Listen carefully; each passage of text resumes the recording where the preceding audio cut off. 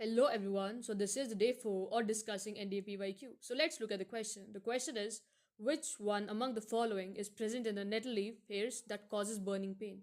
So तुम्हें ये बताना है कि भाई nettle leaf के hairs में which acid is present which causes burning pain. So the options are methanoic acid, ethanoic acid, benzoic acid and acetic acid.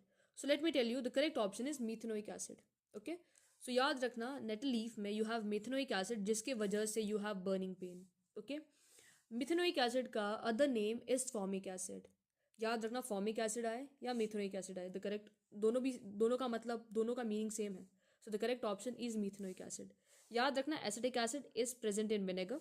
Then you have tomato में oxalic acid and sting में भी formic acid present होता है. Formic acid का दूसरा नाम is methanoic acid. Tamarind में you have tartaric acid and curd में यू हैव लैक्टिक एसिड. अगर क्वेश्चन आता है कि भाई if you want to reduce the burning pain, अगर बर्निंग पेन को तुम्हें रिड्यूस करना है तो तुम्हें किसका यूज़ करना है, तो याद रखना by rubbing a basic substance. क्या रब करना पड़ेगा? Basic substance. For example baking soda. अगर क्वेश्चन आता है for reducing the pain you need to rub a basic substance. कौन सा सब्सटेंस? बेसिक. याद रखना ये चीज़. For example baking soda. Hope you like the video guys. All the best. अच्छे से प्रिपरेशन करते रहो.